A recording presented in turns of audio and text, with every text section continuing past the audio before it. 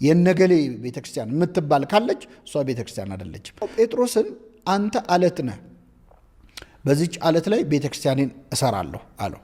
ቤተክርስቲያኔ የሚለው ቃል ቤተክርስቲያን የማንም አለመሆኗን ያሳያል። የክርስቶስ ብቻ ነች። የነገሌ ቤተክርስቲያን የምትባል ካለች እሷ ቤተክርስቲያን አይደለችም። ምክንያቱም ክርስቶስ ክሌም አድርጓል። ገና ሲመሰርታት ቤተክርስቲያኔ ነው ያለው፣ የማንም አይደለችም። አንድ ቀጥሎ ምን አለ? ቤተክርስቲያኔን እሰራለሁ ነው ያለው። ቤተክርስቲያንን የሚሰራ ማንም አይደለም። ፋውንደሩ እገሌ ነው የሚባል ቤተክርስቲያን ከሆነ ያ ቤተክርስቲያን አይደለም። በዚህ ዓመተ ምህረት እገሌ መሰረተው የሚባል ቤተክርስቲያን የለም። ህንፃውን ሊገነባ ይችላል። ቤተክርስቲያንን ግን የመሰረታት ራሱ መድኃኒታችን ኢየሱስ ክርስቶስ ነው። ቤተክርስቲያኔ ብሎ የኔ ብሎ ነው የጠራት። እሰራለሁ ነው ያለው።